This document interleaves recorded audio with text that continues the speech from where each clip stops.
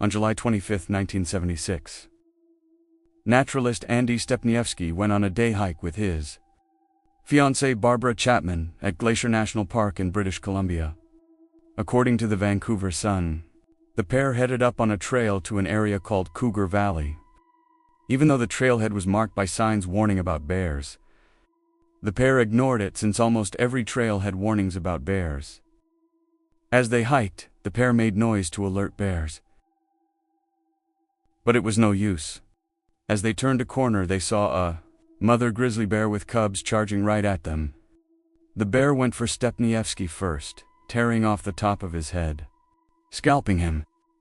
After disabling him, the bear went for Chapman. She tried to fend it off by throwing her camera at it. That was the last Stepniewski saw of her, as all went blank. He later stated, "I don't have a vision of her dying, and I'm thankful for that." Stepniewski, injured, staggered a mile and a half to the trailhead and a highway, where a motorist rescued him. His injuries so severe to his brain that the right side of his body was rendered mainly useless, requiring extensive therapy.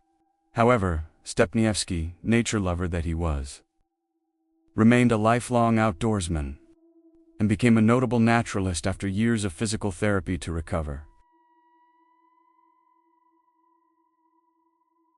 Unfortunately, individuals in the next story were not so lucky.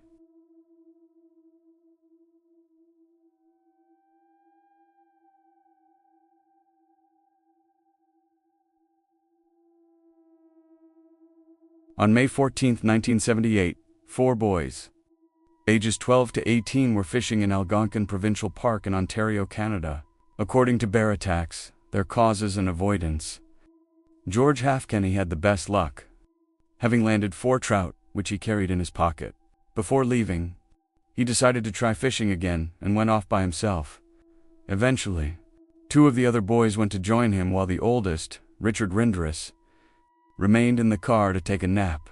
By 6:30 p.m., none of the 3 had returned, and Rindrus could not locate them. A search party went out to locate the 3 boys. And according to Algonquin Wildlife, a 275-pound male black bear was found guarding the bodies.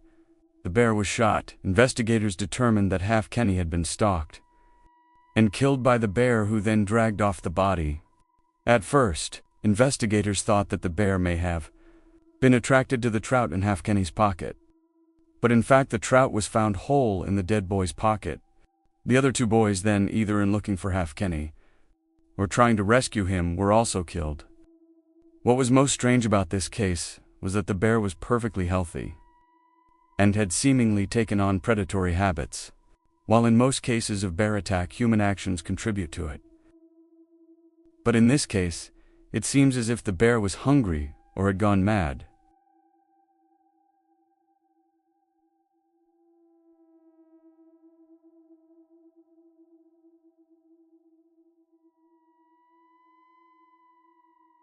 Normally, bears avoid humans, but in August 1997 at Liard River, Hot Springs Provincial Park in British Columbia, there was an exception to this rule.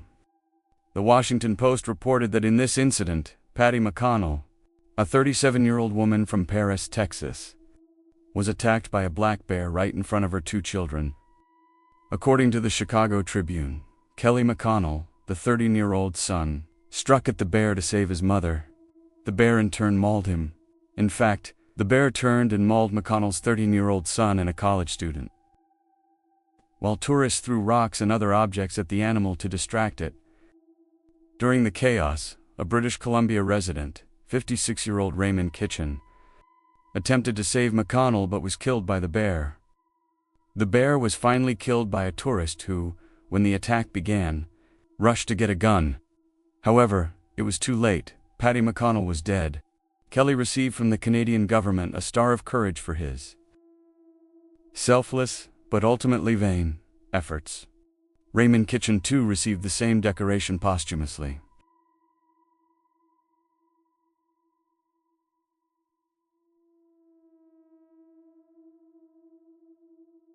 The polar bear of the Arctic is a highly dangerous animal.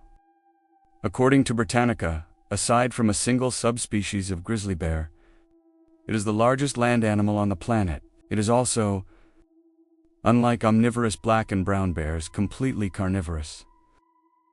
Its diet is primarily seals, which it hunts out on the Arctic ice. In such a remote environment, it is not surprising that they have little to no fear of humans. The problem is that as global temperatures rise, and the natural habitat of the polar bear is melted away, it is forced onto land where it comes increasingly into conflict with humans. One example of this occurred in Canada's Arctic territory of Nunavut, when, as reported by the Nunatsiaq News, a polar bear encountered and attacked a group of campers in July 1999. Two campers, a 66-year-old man and his 12-year-old grandson, were first attacked when they tried to retrieve their boat, which drifted away during the night.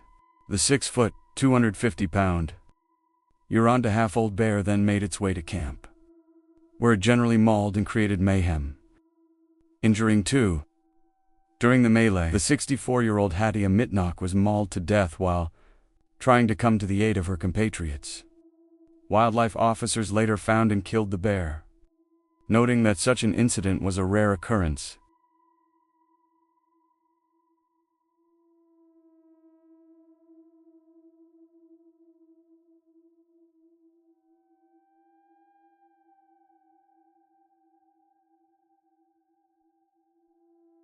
One of the most tragic bear fatality incidents occurred in the Yukon in November 2018. According to the CBC, Valerie Thort and her partner Germond Rochult had gone to the Yukon to trap, as a matter of a holiday, bringing along their 10-month-old daughter while she was on maternity leave. According to the later investigation, the mother and daughter had gone out for a walk while Rochult was checking trap lines. It was while they were walking that the mother and baby were ambushed by an emaciated 18-year-old grizzly, who was looking for any food since it did not have enough fat reserves to hibernate. What is more, the grizzly had even eaten a porcupine to prevent starvation, which may have been causing it considerable pain. Thort and Rochult were both good at acting proactively. As to not attract bears, no food was left out and the campsite was absolutely clean. Sadly, the starving bear attacked and killed Thort and her daughter. Rochult discovered the bodies at about 3 p.m. and shot the bear dead.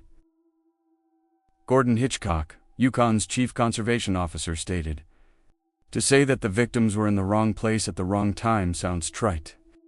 But our investigation shows that more than anything else, this was an unfortunate tragedy, and that little could have been done to prevent it."